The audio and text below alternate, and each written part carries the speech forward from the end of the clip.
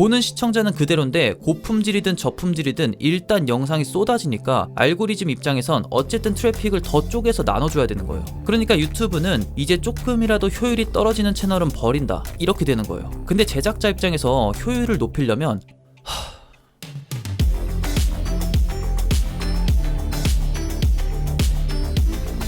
요즘 이런 영상 되게 많이 보이지 않나요? 내용, 소재, 음성 다 똑같은데 채널만 달라요. 오늘은 시청자 입장에서 말고 제작자 입장에서 좀 말씀을 드려볼게요. 지금 유튜브는 내가 무엇을 얘기하는가 보다 유행에 맞는가가 더 중요해진 것 같습니다. 특히 챗 GPT 이후로 이게 더 심해졌는데요. 이유는 내가 판단을 안 해도 AI가 대본까지 다 작성을 해주기 때문입니다. 간단하게 보여드릴게요. 챗 GPT 들어가셔서 미국 역사에 대한 3분짜리 유튜브 대본 작성해줘, 이렇게 하면 이렇게 나오고요. 그대로 TTS 사이트 가셔서 붙여넣기만 하면 됩니다. 그리고 사진 몇 개 붙이면 진짜 끝이에요. 근데 문제가 뭐냐면 챗GPT 특성상 잘못된 정보도 그럴싸하게 작성해준다는 거고, 거기에 하나 더, 시청자 수는 똑같은데 이런 무책임한 영상들이 쏟아지면서 트래픽이 더 분산되기 시작했다는 거예요. 제가 유튜브 제작자 오픈톡방에 들어간 적이 있는데 거기서 실제로 무슨 대화가 오고 가냐면, 저는 이번에 채널 또 만들었어요. 총 5개 돌리는 중입니다. 역시 국뽕 효과가 좋네요. 저번 달에 하나 막혀서 2개 더 만들었습니다. 쇼츠만 돌리는 중 크크. 실제로 이런 대화가 오고 갑니다. 제작자라는 사람들이. 제가 그걸 보고 현타가 너무 세게 오더라고요. 솔직히 무슨 생각이 들었냐면, 얘도 유튜버고 나도 유튜버구나, 진짜 이런 생각이 들더라고요. 실제로 제가 아는 지인분도 쇼츠 채널을 운영하고 있는데 그분도 챗 GPT를 쓰신대요. 그래서 제가 나도 전반적인 지식을 알아볼 때 가끔 쓴다, 대신 위키피디아나 이런 데 가서 사실 검증을 하고 쓴다, 이랬더니 뭐라고 하셨냐면, 와, 너 대단하다, 이래요.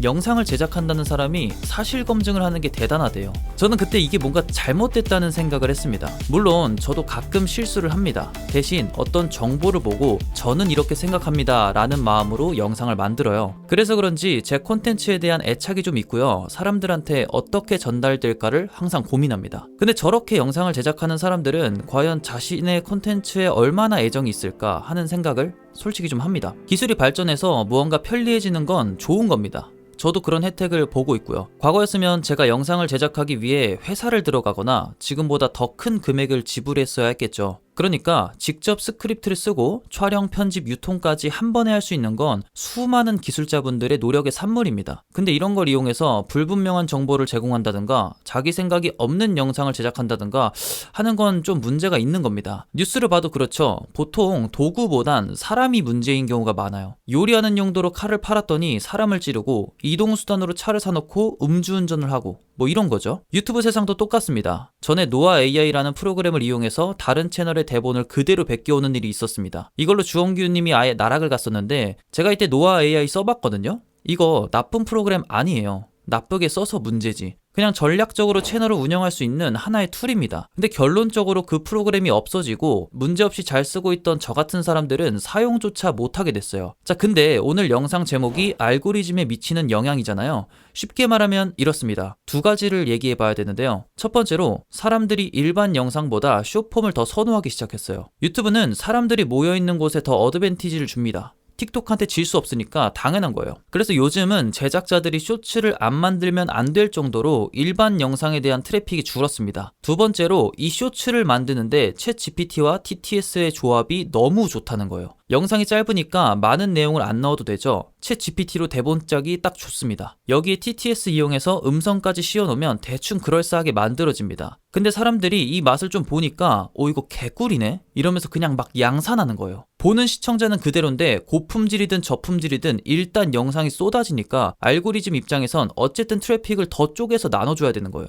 그러니까 유튜브는 이제 조금이라도 효율이 떨어지는 채널은 버린다, 이렇게 되는 거예요. 근데 제작자 입장에서 효율을 높이려면 여기서 말하는 효율은 더 많은 사람이 더 오랫동안 영상을 볼 수 있는가 입니다. 지금 사람들이 관심을 갖고 있는, 즉 유행을 타고 있는 키워드를 꼭 포함시켜야 된다는 거예요. 그러니까 제작자들은 어떻게 해요? 지금 유행하는 키워드가 AI구나. 챗 GPT, AI 관련 유튜브 스크립트 작성해줘. 오케이, 끝. 다음. 이번엔 퇴사 브이로그가 핫하네. 챗 GPT, 한국 사람들 퇴사 많이 하는 이유 대본 써줘. 오케이, 끝, 다음.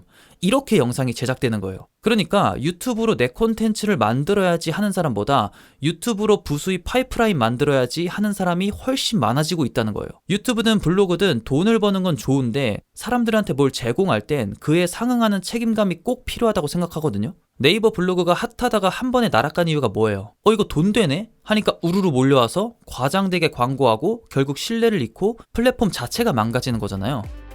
시청자 입장에선 그렇지 않지만 제작자는 플랫폼을 같이 생각해줘야 돼요. 플랫폼과 크리에이터는 상생하는 존재입니다. 내가 조금 더 이득 보겠다고 전체를 해야 하는 행위는 잘못된 겁니다. 그러니 보는 사람들이 더 좋은 걸 볼 수 있도록 자신의 콘텐츠에 대한 판단이나 사실 검증 정도는 꼭 해주시길 바랍니다. 그리고 공들여서 하나하나 만들면 재밌고 뿌듯해요. 물론 이 주제도 이견이 있을 수 있지만 제 생각을 솔직하게 담아봤습니다. 여러분들은 어떻게 생각하시나요? 재밌었다면 구독과 좋아요 부탁드리고요. 덕분에 저는 더 유익한 영상으로 다시 돌아오겠습니다.